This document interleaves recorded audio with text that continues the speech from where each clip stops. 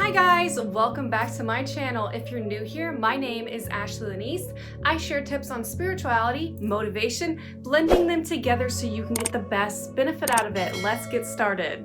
This week's video is on self-worth. I did the research for it. I'm so excited to share with you and blend in all the stuff I already knew about it. But because I found so many amazing techniques on self-worth, this is going to be a two-part video. This week's video will be comprised of 7 tips. And at the end of this video, there will be a really fun self-worth exercise that we will do together. So stick around for that. Next week's video will be more exercises and techniques you can use to build your self-worth. And I'm a huge fan of techniques because self-worth and all of the selfhoods are kind of like these transcendental theories about how you can just think positively and then get better. But I'm more into actual methodologies you can use to then skyrocket any kind of selfhood, be it self-love, self-worth. So I'm really excited. So that leads me into the definition of self-worth. Having high self-worth means that you see the value in yourself and you honor it. Leading psychologists say it's more behavioral and how you treat yourself than an emotional experience. It's knowing that you deserve to be treated by yourself and others with the utmost respect. But on a spiritual level, it's knowing that you have infinite self-worth that you were born with. It is a human right that was granted to you, and having high self-worth is all about reconnecting with that and honoring it. You have high self-worth when you know that you are enough no matter your accomplishments. You have a low self-worth when you base your worth on external things like your job or other people's approval. It is when you feel unworthy of being treated with the respect that you deserve. Tip number 1 is realize what self-worth isn't. In order to cultivate high self-worth or just build your self-worth, being able to identify what it is key. So the things that self-worth isn't is it isn't your likes on social media. It isn't your outward appearance. It isn't your job or other people's approval. It isn't money, it isn't status. None of these external things determine your self-worth. Your self-worth is something that you just have naturally. Imagine a world where everyone had self-worth. Imagine if everybody knew their intrinsic and soul-granted value. So many of our problems in the world today would be completely cleared if we all just had higher self-worth. Tip number 2 is identify your standards and make them non-negotiable. Write down what you will tolerate from friends, family, a job, and a lover, and write down what you won't tolerate. The thing is people often don't identify their standards. They have them implicitly in their brain, but they don't explicitly write them down, figure them out, see where those bars are, because your standards are the bare minimum that you need met in order for you to have a healthy amount of self-worth. These standards need to be a must for you. They need to be standards that you expect those that you love in your life to meet. And that's where that mental toughness comes in, because you have to know when someone isn't treating you right and have the assertiveness to tell them to stop doing that behavior. When it comes to relationships and self-worth, there's actually a really good book that tells you what your standards are in a relationship. It's not very long. It's a workbook called Single is Your Superpower. So this really helps if you're single, because this book will help you identify where your standards are in a relationship. And it will have you list out 1, 2, 3, 4 of what you will and won't tolerate out of a partner and what you need out of a romantic partner as well. It was written by Case Kennedy, and it's very short, and it's a workbook, and it's super fun to go through it and fill out the exercises, and it'll make you understand your worth in a loving relationship. The reason why this point is so vital is because our standards create our habits.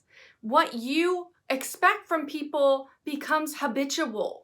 People will always repeat what you've allowed. So if your habit is to just brush it off when someone treats you bad, that's going to lower your inner self-worth, and then that's going to perpetuate them to keep treating you bad because you're just ignoring it. That leads me into my third tip, which is stop people-pleasing to build your self-worth. Take your standard list that you created in point number 2 and make that your code of conduct to live by. When somebody says something that you do not tolerate because it goes against one of your principles, one of your standards that you live by, in that instance, you need to tell that person in an assertive way, in a kind way, whatever works best for you, that so-and-so, I do not tolerate people saying that to me. Don't say it again. And then handle that situation the best way you see fit. You can even go down the path to looking up videos on how to stop people pleasing. But all of it comes back to you should prioritize your value and your standard lists more than anyone else and get comfortable with the fact that you're gonna piss a lot of people off. But what matters more? Making them happy or making you happy? Building your self-worth or lowering it? Sometimes spending time alone can help that. Sometimes spending time alone can make us realize, okay, maybe we just need to retrench. When people aren't treating us well, we just need to vanish for a little and show them how to treat us, because what you're doing is you are redirecting their behavior. You vanish when they treat you bad, and then you come back when they treat you well. That leads me to tip number 4 for building your self-worth, and it is noticing the red flags in others and in yourself.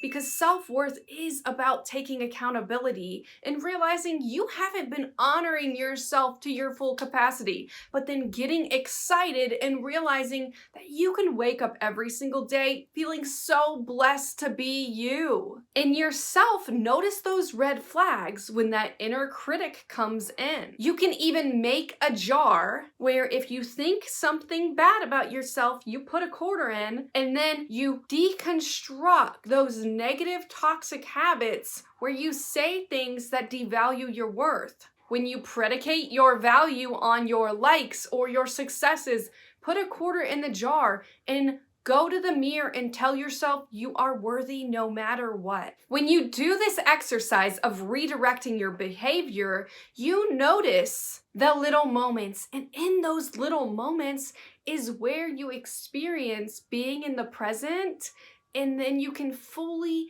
saturate yourself there and really love yourself and notice that intrinsic self-worth that you have within. This leads you to notice the green flags. Notice the positive things that you say about yourself. Notice those unique quirks. Find what you love and things that you thought that you hated about yourself. Hold those green flags high and tear down all those red. That leads me into tip number 5, which is break cycles of laziness, but also be kind to yourself. It's both ends of the spectrum. It's don't be lazy, but also be your own cheerleader and parent yourself. The thing about self-worth is it is heavily wrapped up in the word worth. Worth we equate to money, success, accomplishments. So whether we like it or not, laziness hinders our self-worth. Having goals, which I've made a video on and I will link down below on how you can make reliable goals and actually follow through with them, doing things that you were proud of will exponentially increase your self-worth. Tip number 6 is budget your money. Because self-worth is equated to money, whether we like it or not. Of course, keep telling yourself that your worth isn't wrapped up in your money. But according to my research, finances and not having them in order can lower your self-worth so much. People who are financially stable have higher self-worth.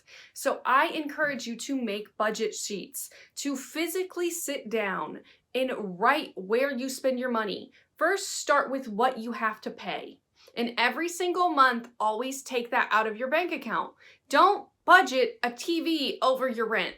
That's going to drop your self-worth. You're not going to be proud of yourself because you need to meet your needs first, and then you can pay for things like leisure activities. In a nutshell, if you have a good handle on your income, then you will have higher self-worth.